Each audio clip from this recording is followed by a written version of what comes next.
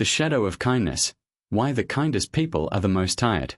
Have you ever noticed that some of the kindest people you've ever met are also some of the most tired people?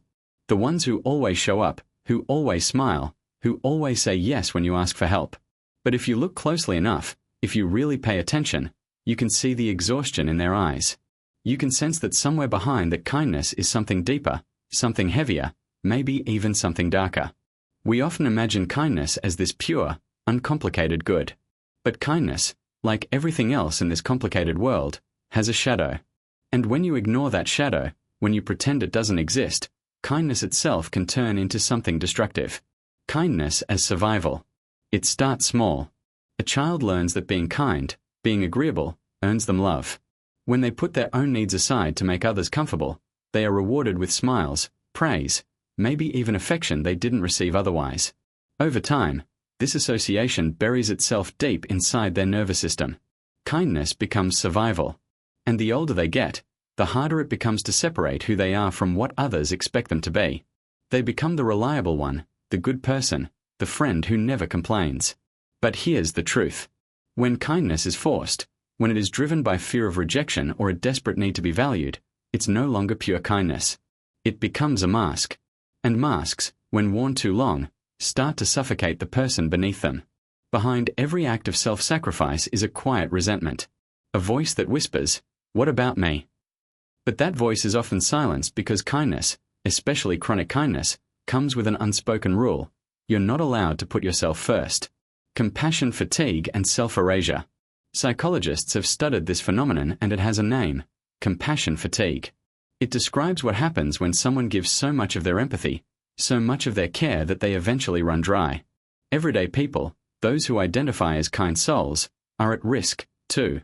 Studies show that people who consistently prioritize others over themselves report higher levels of anxiety, depression, and even physical health problems compared to those who maintain balance. Kindness, when unchecked, becomes self-erasure. And that's the dark side. Kindness without boundaries is not kindness at all. It becomes a subtle form of self-destruction. It's like watering every plant in the garden except your own roots. Eventually, the gardener collapses and the entire garden withers with them. The paradox of invisibility. Sometimes kindness itself becomes a weapon. When you are known as the kind one, people start to expect it. They rely on it. They shape their behavior around it. And without even realizing it, your kindness teaches others that your needs are secondary, that your feelings are negotiable. Over time, people stop even asking what you want because they assume you'll always adjust to them. The kind person ends up training the world to overlook them. This creates a paradox. The kinder you are, the more invisible you become. And invisibility is not peace. It's loneliness dressed up in politeness. Genuine kindness is one of the most beautiful forces in the world. But there's a difference between kindness that flows from abundance and kindness that bleeds from emptiness. One heals, the other corrodes. One comes from love, the other from fear. The cost of endless giving. In a study published in the Journal of Personality and Social Psychology, researchers found that people who struggle to say no are significantly more likely to experience burnout. Another study out of the University of Berkeley showed that altruistic behavior increases well-being, but only when it is voluntary and authentic. When kindness is performed out of guilt, obligation, or fear of disappointing others, it has the opposite effect, actually lowering happiness and increasing stress. The cost of this endless kindness is enormous. Slowly, you begin to lose sight of yourself. Your entire identity has been built around serving others. You become a stranger in your own skin. The monster within. When you suppress your needs, when you deny your anger, when you bury your boundaries in the name of kindness, those emotions don't disappear. They collect in the shadows. They ferment. And eventually, they come out in ways you can't control. Kindness without honesty creates the perfect breeding ground for darkness.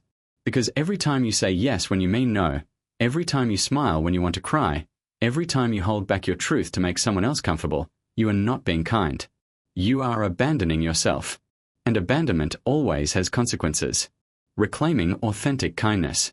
Why do kind people struggle so much with boundaries? Many of us are conditioned to believe that kindness equals worthiness. That being agreeable is safer than being authentic. That love is earned by what we give, not by who we are. They become adults who confuse people pleasing with kindness. But true kindness does not erase the self. True kindness includes the self. If your kindness is costing you your mental health, your joy, your energy, then it's not kindness anymore. It's self-neglect dressed as virtue. Neuroscience tells us about the mirror neuron system. We are wired to connect. But if you constantly expose yourself to others' suffering without any boundaries, your brain essentially floods itself with stress signals. Your brain is not built for endless boundaryless kindness. It's built for balanced connection. The dark side of kindness is not that kindness itself is bad. It's that kindness can be twisted by fear, by conditioning, by culture, by our own unhealed wounds into something that looks noble on the surface but slowly eats us alive inside. Boundaries, the oxygen mask. The real question is, how do we embrace kindness without letting it destroy us? The answer lies in one simple but deeply uncomfortable truth. Kindness must begin with you. If your kindness doesn't include yourself, then it isn't truly kindness at all. It's performance. Think of the airplane safety instructions. Put your oxygen mask on first before assisting others.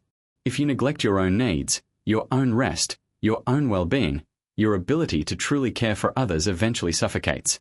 Boundaries are the purest form of honesty. A boundary says, this is what I can give, and this is what I cannot. It says, my love is real, but it cannot exist if I'm empty. Psychologists describe boundaries as the invisible lines that define where you end and where another person begins.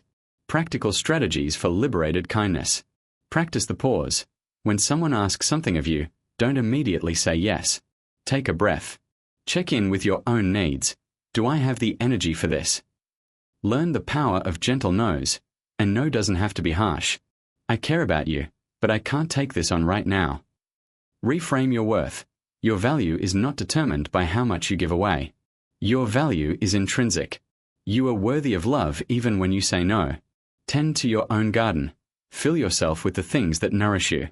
Live from abundance rather than scarcity. Allow yourself to feel the harder emotions. Anger, frustration, sadness. They are signals that your boundaries are being crossed. Listen to them. The real journey is not to throw away kindness, but to remove the mask and let kindness come from the real you. The you that can say yes and no with equal honesty. The irony is this: when you treat yourself with true kindness, your kindness toward others becomes more powerful, not less, because it comes from overflow, not depletion.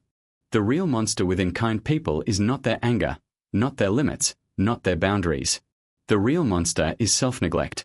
Once you face it, once you set down the mask, your kindness will grow stronger, sharper, more radiant. It becomes the kind of kindness that doesn't just keep others alive, but keeps you alive, too.